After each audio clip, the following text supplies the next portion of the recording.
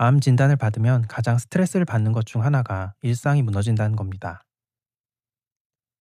그동안 소중하게 읽어온 나의 일상, 평화로운 일상이 한순간에 무너집니다. 이제는 어제랑 똑같이 살 수가 없습니다.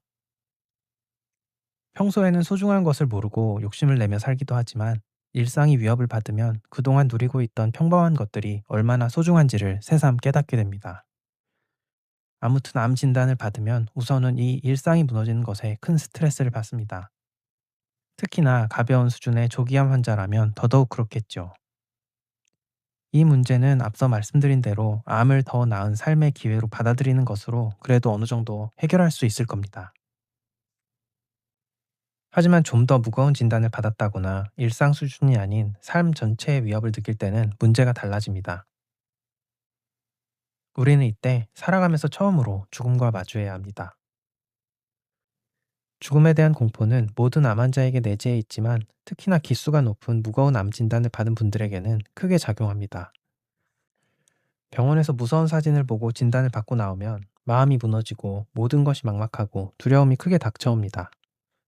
진단을 받는 순간 멀쩡하던 사람이 순식간에 환자, 그것도 시한부 선고를 받은 중증 환자의 모습으로 돌변하는 것을 여러 차례 목도해 왔습니다.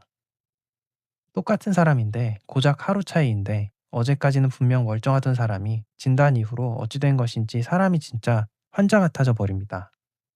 그냥 똑같은 사람인데 단지 병원에서 진단을 들었다는 것 하나만으로요.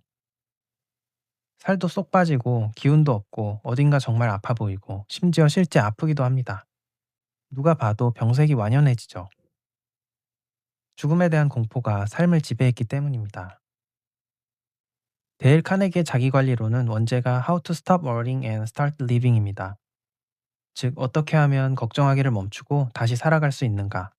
바로 암 환자의 이야기이기도 합니다.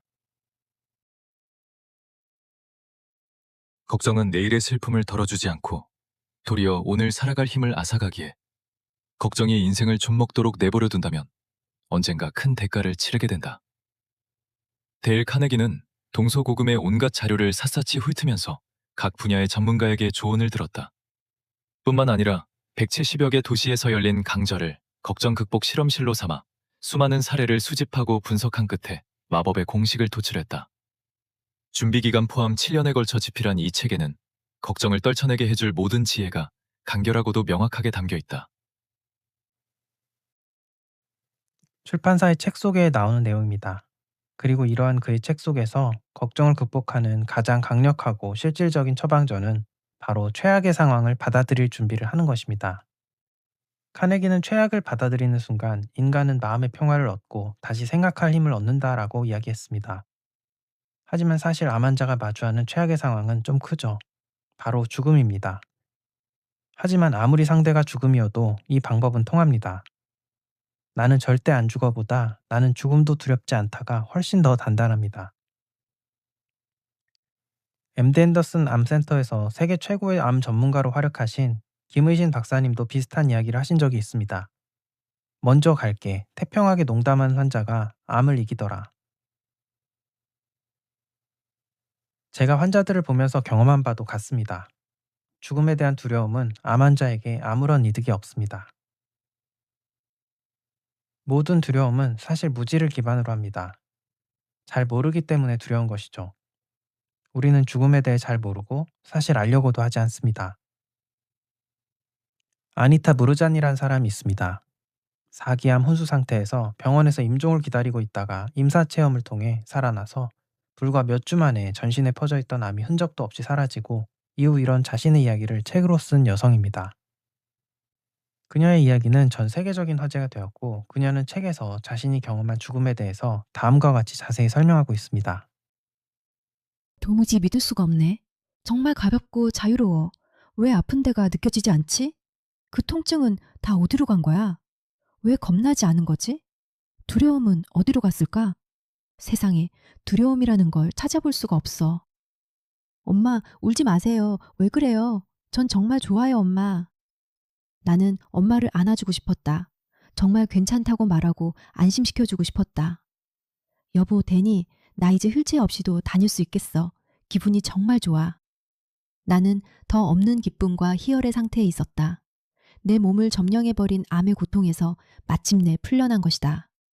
엄마와 데니도 나처럼 행복하기를 바랐다. 제발 날 위해 울지 마. 엄마한테도 나 때문에 울지 말라고 말해줘. 내 육체가 멈추더라도 모든 것은 더 큰 삶에서 여전히 완벽하다는 것을 이해할 수 있었다. 우리는 결코 진정으로 죽지 않기 때문에. 나는 내가 물리적 환경에서 떨어져 나와 계속해서 멀리, 더 멀리 확장되어 가는 것을 느꼈다. 나는 사랑하는 사람들과 주변 환경에 대한 감정적 집착이 점점 떨어져 나가는 것을 느꼈다. 오로지 장대하고 영광스러운 무조건적 사랑이라고밖에 표현할 수 없는 무엇이 나를 둘러쌌고 내가 계속해서 모든 걸 놓아가는 동안 나를 꽉 감싸주었다. 그 어느 때보다도 자유로웠고 진짜로 살아있다는 느낌이 들었다. 나는 전체 생명과 때려야 뗄 수 없이 복잡하게 얽혀 있었다. 이제 더는 무엇도 두렵지 않았다. 죽음이 더 이상 공포가 아닐 때 두려워할 것은 별로 없다. 물론 이 이야기가 사실인지 아닌지는 알 수 없습니다. 하지만 아니타는 실제로 임종 직전의 상태에서 암을 극복했고 소위 죽음을 경험했다고 하는 임사체험 사례자들은 전 세계 어디서나 고금을 막론하고 공통적으로 압도적인 평화감과 우리가 모두 연결되어 있다는 연결감 같은 것을 이야기합니다. 만일 이 이야기들이 사실이라면 죽음은 그 자체로 끝이 아니며 무한한 고통이 아닙니다. 실제 죽음 속에서 무르자니는 무한한 평화를 이야기하고 오히려 살아있는 가족들을 위로합니다. 자신을 위해 절대로 슬퍼하지 말라고. 암과 싸우지 말고 친구가 되라의 저자 한만청 교수님은 60대에 찾아온 간암, 폐전이, 그리고 또 방광암, 간암, 총 4번의 암투병을 하고 책 제목처럼 암과 친구처럼 지내시다가 92세 나이로 돌아가신 분입니다. 그리고 그분의 투병 이야기에도 이런 이야기가 나옵니다. 아이러니하게도 죽음을 정면으로 바라보고 이를 자신의 손으로 과감히 취할 때 비로소 암이란 놈이 온전히 끼고 살아갈 수 있는 친구로 다가온다.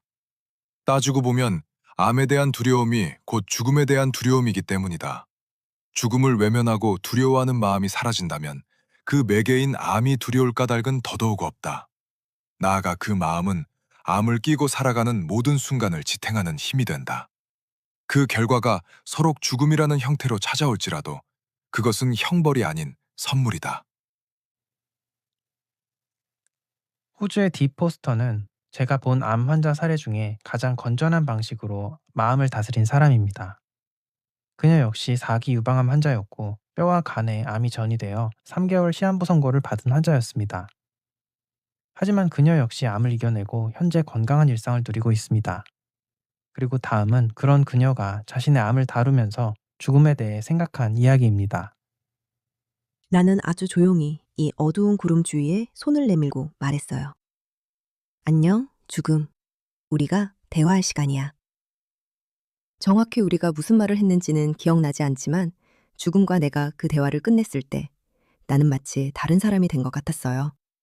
나는 언젠가 내가 죽을 것이고 그날은 내가 가야 할 날이기 때문에 편안하고 우아하게 그리고 자연스럽게 죽음을 맞이할 거라는 걸 마음속 깊이 알고 있었어요. 내가 날마다 할 일은 볼 수 없는 날에 대해 더 이상 걱정하지 않는 거예요.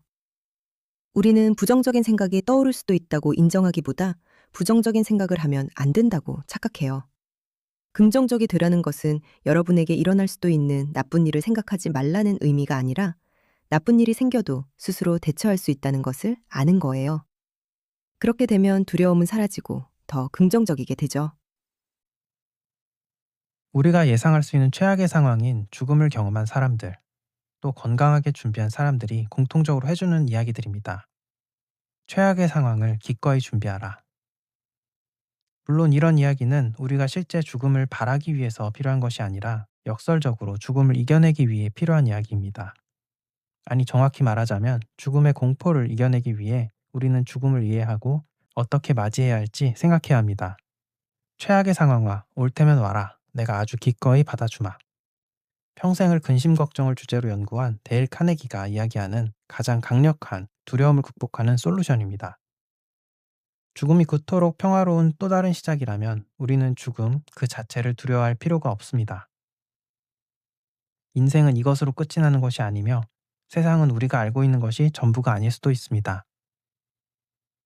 어찌되었든 이런 이야기를 드리는 것은 죽음에 대한 두려움을 극복하는 것이 유리하기 때문입니다. 죽음에 대한 공포가 있다면 한 발짝도 앞으로 나아갈 수 없으며 이성적인 선택을 하기가 어려워집니다. 이쪽이든 저쪽이든 죽음에 대한 공포는 역시나 아무짝에도 도움이 되지 않습니다. 하지만 죽음에 대한 공포가 없다면 이 이야기는 어쩌면 애초에 패배가 없는 무조건 승리하는 이야기일 수도 있습니다. 어느 쪽이든 좋지만 그저 최선을 다해보자는 겁니다. 물론 때로는 환자분들을 보다 보면 자신의 죽음이 문제가 아니라 오히려 남겨진 가족들이나 남겨진 문제들에 대한 염려가 큰 분들도 계십니다. 하지만 그마저도 온전히 받아들이고 믿으셔야 합니다. 최악의 상황이 온다 해도 모두가 오히려 더 건강히 이겨낼 것이라고. 쉽지 않겠지만 한 번에 되지 않더라도 가능하면 이 부분은 해결하고 넘어가야 합니다. 최악의 상황아, 올 테면 와라. 나는 아주 온전히 그 모든 상황을 받아들이겠다. 모든 심리학적인 중재에서 하는 공통적인 방식입니다. 상황을 있는 그대로 받아들이기. 저항은 항상 오히려 트라우마나 공포 등 부정적인 반작용을 만들어냅니다. 그러니 이기기 위해서라도 최악의 상황을 대비해야 합니다. 필사즉생, 필생즉사. 이순신 장군의 전략과도 유사합니다. 우리는 지금 이기기 위해서 역설적으로 최악의 상황까지도 준비하고 있는 것입니다. 이는 내게 사는 것이 그리스도니 죽는 것도 유익함이니라. 그러나 내가 육신에 거하는 것이 너희를 위하여 더 유익하리라. 마지막으로 성경의 빌립보서에 나오는 구절을 하나 소개해드렸습니다. 사는 것도 유익하고 죽는 것도 유익하다면 애초에 이것은 무조건 이기는 게임 아닌가요? 다만 성도들을 위해 남아있는 것이 더 유익하다는 바울의 고백처럼 우리는 남겨진 이들을 위해 또 나 자신을 위해 한번 그래도 최선을 다해 아직은 세상에 남기 위해 노력하는 것입니다. 사는 것도 유익하고 죽는 것도 유익하다. 암을 이기는 세 번째 마음가짐입니다.